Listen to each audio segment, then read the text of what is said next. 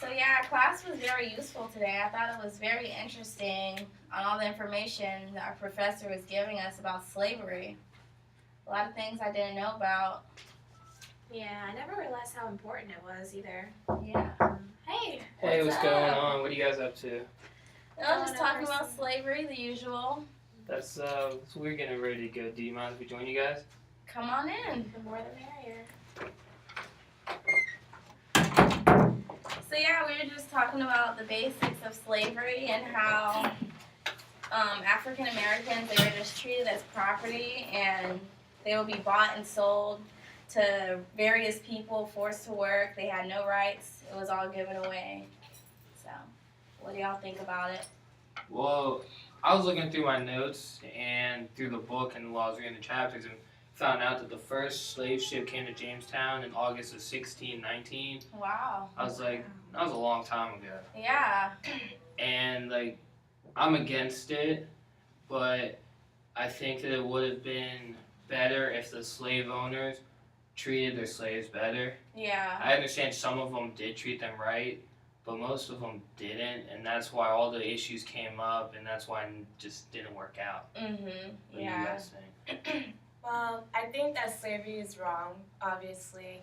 During the 1800s, that's when slavery is like a heavy topic. There's a big debate between pro-slavery and anti-slavery.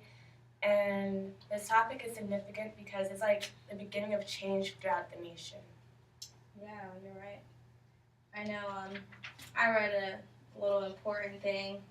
How slaves made up around 3/4 of the world's population. Thought that was a lot. Yeah, they were actually counted as 3/5 of an actual human being. So that means like all white men or anyone else considered slaves to not even be fully human. It basically dehumanized them. Yeah, it's really sad. And so I know me and Shivalia, we both have ancestors who wrote journals and articles about slavery. Yeah, my grandfather is actually David Walker. So good old David Walker, he published this book called Appeal to the Colored Citizens of the World. And he was basically talking, it was directed towards whites. He was saying, if you guys don't stop treating us as slaves and start treating us as equals under God, then we're going to rise up and revolt. Like his slogan was kill or be killed. So I guess that kind of widened a lot of people's eyes on that topic. He must have meant business. He was not playing. Wow. Us walkers don't play. With mine, I know my cousin's uncle, his name was John Brown Russworm, and him and his friend Reverend Samuel Cornish, they were the first to make an anti-slavery newspaper, endorsing immediate end to slavery and rejecting popular plans for slavery. So that was a very popular journal. Everybody knows about that, and that opened a lot of doors for the blacks to stand up for themselves and put their rights out there and just stand up. Yeah, and like in the 1820s, that could have gotten them in a heap of trouble. They could have been hung, all sorts of things. Like, that's crazy that they were bold enough to do that. Yeah, and the journal mainly emphasized on abolition, education, and the need for racial solidarity and its demand for full rights and citizenship. So. Before we came in here, she was telling me about the American Anti-Slavery Society, and I was like, it's pretty interesting, so why don't you... The American Anti-Slavery Society is an organization that was formed in Philadelphia where blacks, whites, women, and men all came together and just talked about their ideas and how they felt about it. And they all believed that like everyone had the right to their own body and everyone should be equal.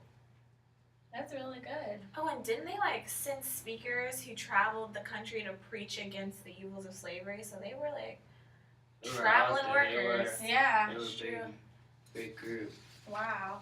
Now, you guys probably aren't going to believe me or anything, but my good friend's great uncle was Nat Turner. Whoa, What? are you serious? That's that black guy, right? Well, yeah.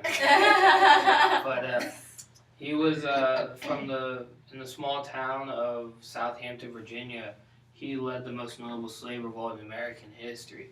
him and a bunch of other slaves in the area went out and actually like killed all the slave owners and their families. So they would go and break into the houses with axes and clubs and other things, and went and killed the husbands, the wives, the children, Oh my everybody. gosh. Why did they think that violence was gonna change anything? Well, in his confession in court, which is what he was telling us about, he was saying that we did this to prove a point, to say that we're sick and tired of what you guys are putting us through. Right. We're tired of being treated this way. We want to be equal.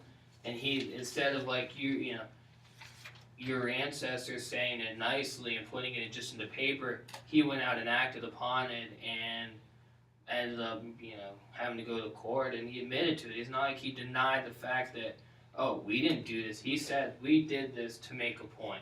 This was Exactly. our way to fight back from how you guys have been treating us for so long.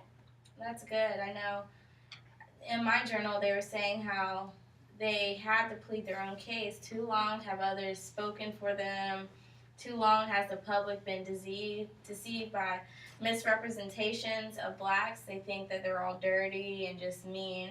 So people, they just decided they need to make a stand and show the world what they really are capable of and what they can do.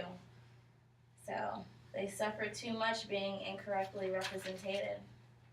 I mean, you guys know that during the Civil War, the blacks even joined they joined in the fight. I mean, they fought in war for their freedom from the side of the North, if they could escape. I mean, if they could escape, they took, you know, Harriet Tubman helped them with the Underground Railroad and all that stuff, helped them get out of the South up to the North where they could be free. And She was very strong. That was a strong lady.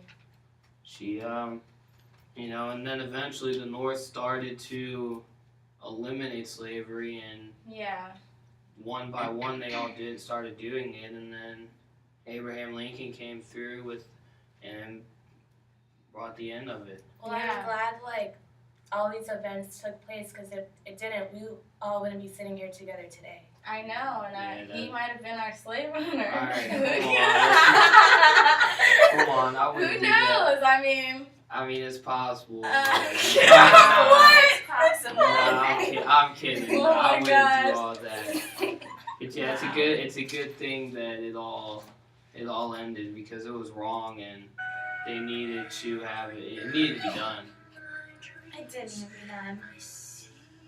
And it's nice that there's so many different people that were involved in the ending of slavery, because I mean a lot of people only know about the major people like Frederick Douglass and Harriet Tubman. There's so many there's more all these people that were involved. Yeah. Well, I mean, didn't you say your grandfather? We were talking about your grandfather believed everybody was like brothers and Yeah, not he just. believed everyone was brothers. No one was separate from one another under God. Yeah. You know. And it's crazy how Virginia was told to be a Bible Belt, but people were treating others differently. We should all be treated as one, just like her grandfather said. He believed in. It's all good thing it's all said and done and everything, because it was definitely wrong. Yeah, it was wrong. So I'm glad we all gathered together and talked about this. Like, I enjoyed this. This was helped me. I'll be ready for whenever she starts asking questions about it all. Yeah, I hope we have a slave test.